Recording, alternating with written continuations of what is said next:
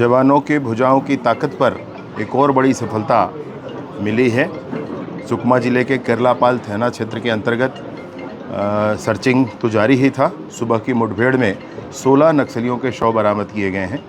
SLR, INSAS, AK-47 और कंट्रीमेड बहुत सारे हथियार भी इसमें शामिल हैं।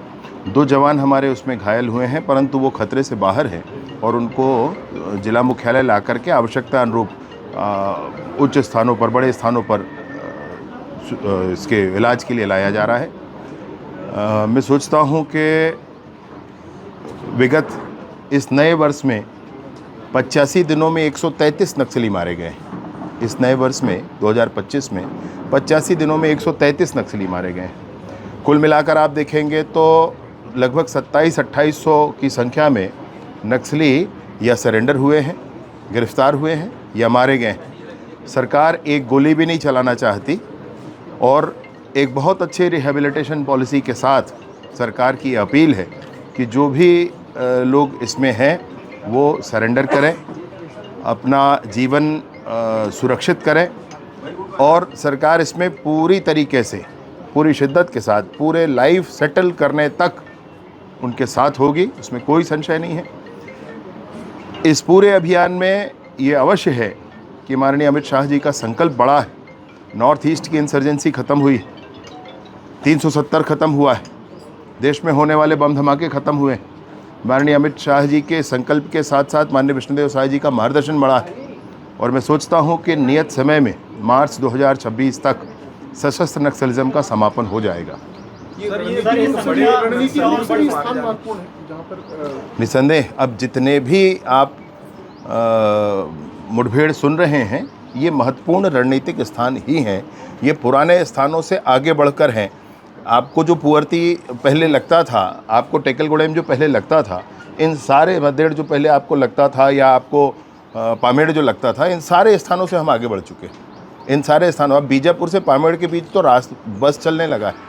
तो इन सारे स्थानों से आगे बढ़ कर के अबूझमाड़ के क्षेत्र में, अभ्यारण्य के क्षेत्र में और आगे जा कर के ये कार्यवाहियाँ की जा रही हैं। सर, बड़े नक्सली जो है जगदीश, उसके मारे जाने की भी खबर है। मैं इसके लिए आपसे आग्रह करूंगा कि आप 10 मिनट की प्रतीक्षा कर लें, तो मैं इसमें पक्की सूचना आपको उपलब्ध करा दूंगा। प्रधानमंत्री का दौरा है तो एक संदेश भी है कि अगर मानोगे नहीं तो अंदर घुस के मारेंगे। मैंने कहा 85 दिन में 133 नक्सली मारना प्रतिदिन का संदेश है कि स्पष्टता होनी चाहिए। पूरी ताकत, पूरी दृढ़ता के साथ सरकार इस पर काम करेगी। सरेंडर होते हैं, साथ आते हैं तो पूरा जीवन आपका सुचारू हो जाए, ठीक हो जाए, इसके लिए सरकार प्रतिबद्ध है, आत्मसंकल्पित है और अगर नहीं होता है तो दृढ़तापूर्वक कार्रवाई की ही जाएगी, इसमें कोई संशय नहीं। ये अमित शाह जी एक्स पर पोस्ट किए हैं, इस बात का जिक्र कर रहे हैं हथियार और हिंसा परिवर्तन नहीं ला सकते, केवल शांति और विकास ही संभव है। इससे पहले जिस तरह से नक्सल मुठभेड़ हुए और आज जो नक्सल मुठभेड़ हुआ है उसके लिए जवानों को बधाई भी दी है। बंदूक लेकर जंगल में घूमने का अर्थ क्या है, क्या चाहते हैं, कोई बता दे। आप लोगों ने स्वयं ही इंटरेक्शन किया है उन युवाओं के साथ जो अभी बीजापुर, सुकमा और नारायणपुर वगैरह से आए थे। आपने स्वयं पूछा उनसे तो 30-30 साल के नौजवान कभी टीवी नहीं देखे होते हैं, ये स्थिति होती है। उनके गांव में बिजली, पानी, सड़क, स्कूल, आंगनबाड़ी, अस्पताल, मोबाइल के टावर नहीं हैं, सिंचाई का कोई साधन नहीं बना है।